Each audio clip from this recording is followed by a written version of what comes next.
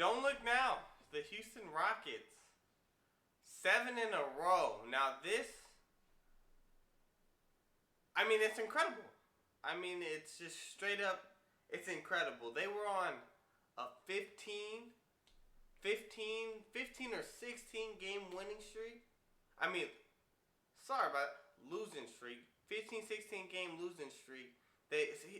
Here Silas is on the hot seat, and all of a sudden, Jalen Green gets hurt, and they start winning.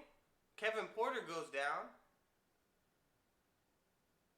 A couple games in, now they did win a couple games with Kevin Porter. Kevin Porter played pretty well, helping them out. But I mean, wow, they won the last couple games. No Kevin Porter, no Jalen Green. They're missing a bunch of. They just got a bunch of guys. I don't know if they're just playing hard. I just don't know if they're just playing harder.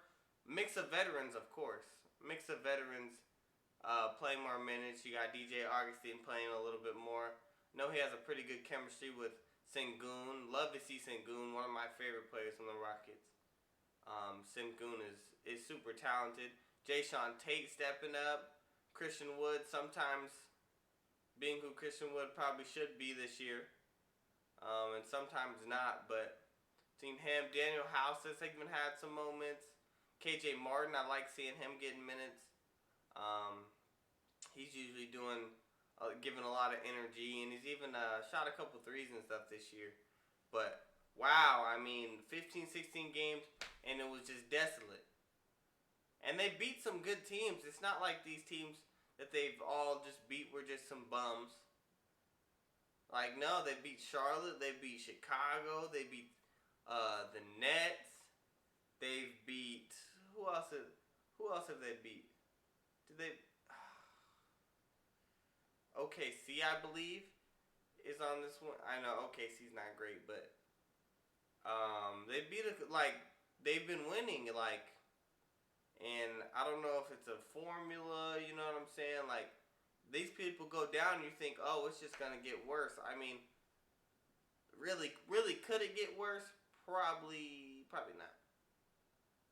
It probably couldn't have got worse from the 15 game losing streak or whatnot, but I mean, maybe the scheme, you know what I'm saying? And a lot of it, like with the young players who are trying to thrive and earn their spot in the league, there's going to be more turnovers, you know what I'm saying? With the Jalen Green, Kevin Porter, makes there's going to be a little bit more turnovers. Just in getting them comfortable and making all these decisions, every decision down the court. Now, every single time, and Aaron Gordon has stepped up. Aaron Gordon has been efficiently scoring for the Rockets. Jayshawn Tate, it's incredible. I mean, nobody in history has won on a 15 plus game win streak and won 6 straight. Now it's 7, and beating some good little teams. They beat the Nets and James Harden's return. And I mean they've been starting off the games good, and they've been, keeping the pressure on. I mean, this is what we're seeing is unprecedented. We'll see what happens when the other guys come back in. Jalen Green, Kevin Porter. Now I know they'll come back in, and if they start losing, the people say all that. But that's just what you got to do. You know what I'm saying? You got to play Jalen Green. You got to play Kevin Porter. You got to play the young guys and get experience. Then you got the John Wall stuff. John Wall trying to come back. Interesting how that dynamic would be. I would say you probably wouldn't start him. I would, and that's kind of what they've been lately arguing about in that whole thing. First, they didn't want to play mutual. They didn't want to play. Now he wants to play like he knows I'm not getting traded. Or maybe I'm not, but probably it's not looking like I'm just gonna get traded. The contract, that's a tough contract. That's a very, very hard contract to sell to another team. So he's trying to play. Definitely, I wouldn't start him because I'm not sacrificing any of Kevin Porter. You know what I'm saying? The yes, I want to win a little more. I want them to get the experience of winning and not just being like a losing squad and we just lose all the time. I don't want them to get super used to that. So John would help in that aspect, but shoot, now we're winning a little bit, so that didn't really help John's case. If they kind of fell apart even more, like it would be like okay, but I don't know if I would sacrifice any of Kevin Porter or Jalen Green's like growth for John Wall. If he wants to come off the bench, you know what I'm saying, provide some, that's great. That's great, 100%. But like to start and then like he's the man, and even if he's not saying like, "Oh, I'm the man out here," even if he's not saying it, like at the end of the day, you're John Wall. Like you hop on the court, like you are gonna be the best. You're gonna be the best player on our. You know what I'm saying?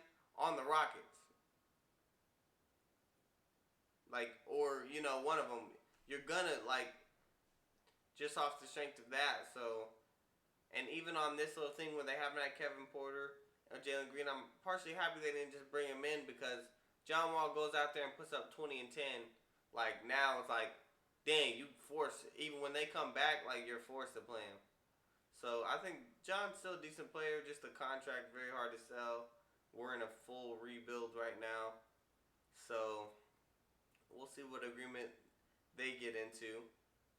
But goodness, I mean, Silas, you coaching out there, brother. You coaching. Clearly, you're coaching because they don't have super abundance of talent right now, and they're winning games to shoot just working hard in schemes clearly because yeah, I mean they beat like they beat good teams. Started off with Chicago, like that's no for you know what I'm saying. That's no small feat. What they're doing right now, complete 180. Um, so we'll just see where it goes from here. To be honest, um, but they're in an interesting. It's getting interesting for the Rockets right now. So hey, we'll see. Don't forget to like, comment, subscribe. You know, new videos, and we're gonna be having streams at night, financial streams in the morning. So you know, tune in.